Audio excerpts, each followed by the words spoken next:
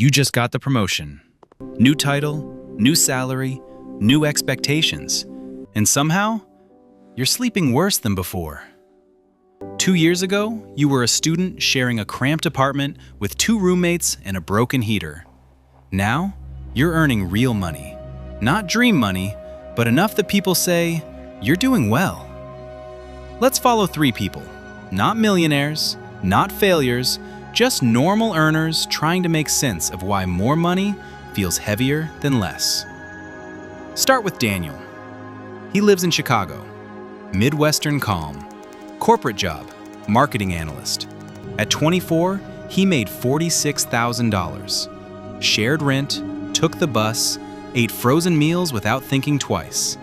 Life felt small, but manageable. Then came the raise. Then another.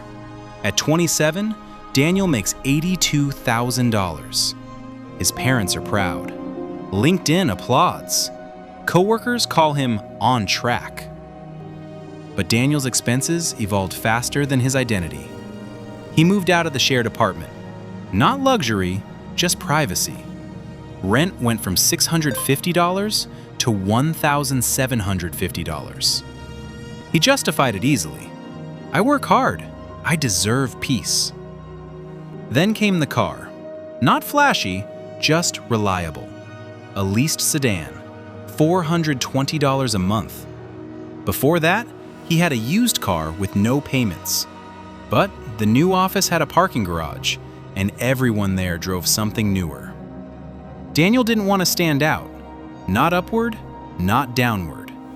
So now he pays for alignment. Add student loan repayments restarting, $310 monthly.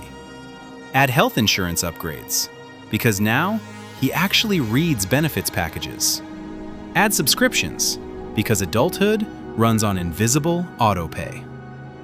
One night, Daniel opens his banking app and feels something strange. Not panic, tightness. He's earning nearly double what he used to, but his checking account feels thinner.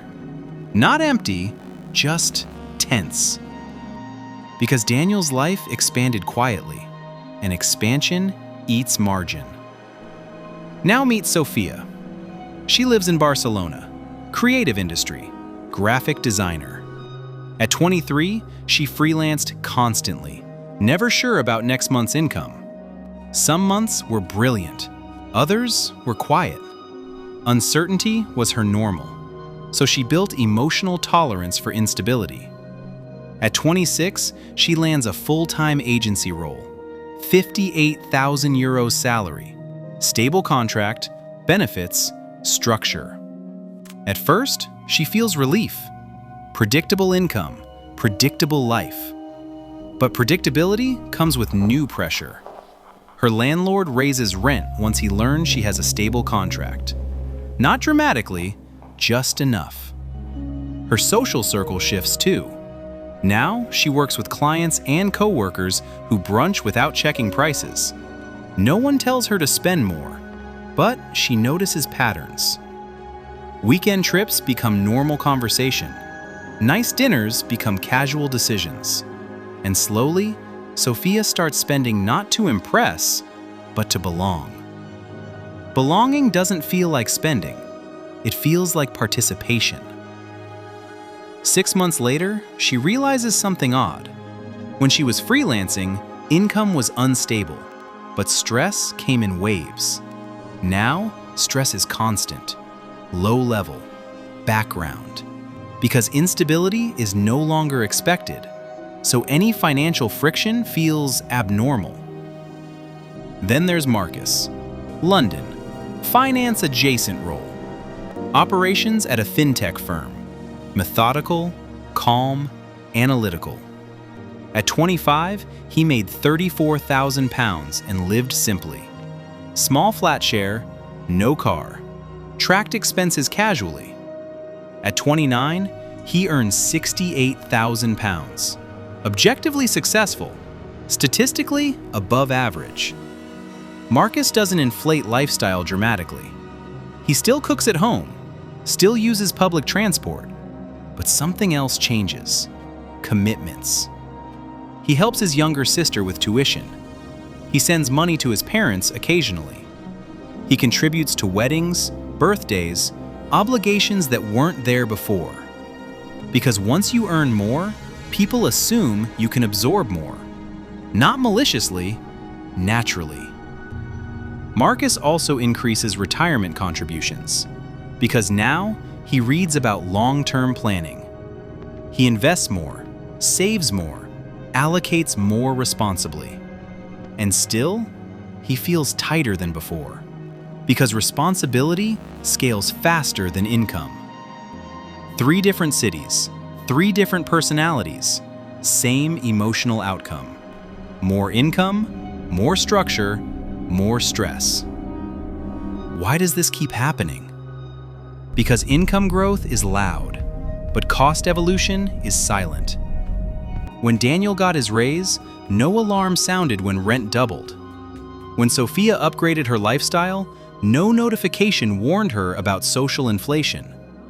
When Marcus accepted new responsibilities, no dashboard showed his shrinking margin.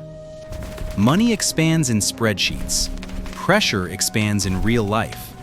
And pressure rarely announces itself. It accumulates. At low income levels, life is simpler mathematically. Not easier emotionally, but simpler structurally. Fewer fixed costs, fewer expectations, fewer long-term commitments. Your biggest fear is survival. Can I pay rent? At higher income levels, fear mutates. Can I sustain this version of life? And sustaining is harder than surviving, because sustaining requires continuity, and continuity demands stability. Daniel starts noticing it during layoffs at work. Not even his department, just headlines. And suddenly, the thought appears, if my income stopped, how long could I maintain this? That question didn't exist when he earned less, because there was less to maintain. Sophia feels it when a client project gets delayed and her agency freezes bonuses. Her life doesn't collapse, but she feels a tremor. Not because she's broke, because she's structured. Marcus feels it during market downturns. His investments dip, nothing catastrophic, but enough to remind him that responsibility doesn't pause when markets fall. This is the hidden layer people don't talk about. Higher income increases financial fragility if structure grows faster than flexibility. It's not about luxury, it's about permanence. Temporary expenses don't create deep stress. Permanent ones do. A spontaneous trip doesn't trap you. A long lease does. A one-time purchase doesn't suffocate. Monthly obligations do. And higher income invites permanence. Longer leases, bigger loans, higher fixed costs disguised as stability. Daniel can't easily downgrade apartments without breaking a lease. Sophia can't easily opt out of social norms without feeling isolated. Marcus can't easily reduce responsibilities without emotional consequences. So even though their incomes are higher, their maneuverability is lower. And maneuverability is what creates calm. Not income alone, movement. The ability to pivot without collapse. This is why some people earning modest salaries sleep peacefully, while higher earners stare at ceilings at 2 a.m. Because peace lives in margin, and margin shrinks when life hardens. There's also an identity shift happening beneath the numbers. Daniel used to see himself as figuring things out. Now he sees himself as established. Sophia used to identify as independent and fluid. Now she's professional. Marcus used to feel early in the journey. Now he feels responsible. Identity solidifies as income rises, and solid identities resist instability, which makes risk feel heavier. That's why higher earners often become more conservative, not less. Not intellectually, structurally. They have more to destabilize. And over time, this creates a quiet paradox. The very income that was supposed to create freedom creates inertia. Not instantly, gradually. Daniel hesitates before switching careers because his cost of transition is higher now. Sophia delays starting her own studio because stability feels harder to release once you've held it. Marcus postpones taking a sabbatical because too many people rely on his continuity. None of them are weak, they're just structured, and structure is sticky. Years pass like this, not dramatically, but steadily. Income grows, obligations grow, stress stabilizes at a higher baseline, until one day, each of them notices the same realization. More money didn't remove pressure, it refined it. It turned loud chaos into quiet responsibility. And that realization isn't depressing, it's clarifying. Because once you see the pattern, you stop misdiagnosing the feeling. You stop thinking, why am I still stressed? And start asking, what grew with my income? Daniel starts tracking fixed costs instead of salary milestones. Sophia starts noticing which expenses are identity-driven. Marcus starts measuring flexibility, not just net worth. Not dramatic revolutions, small perspective shifts. And those shifts don't reduce income, they rebalance structure.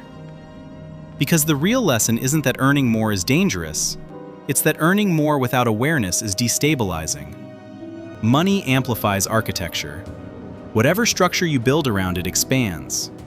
Loose structures create chaos. Rigid structures create pressure. Balanced structures create calm. And calm doesn't come from how impressive your income looks on paper. It comes from how much of your life remains adjustable. That's the part no one posts about, because flexibility doesn't photograph well. But it feels like breathing room. And breathing room is what most people were chasing all along. Not the number, the space. And once you understand that, something subtle changes. You stop measuring financial progress by income jumps alone, and start noticing how your life reacts to them. Because the real upgrade isn't earning more, it's making sure more doesn't quietly become heavier. And that awareness alone can make you feel calmer than any raise ever did.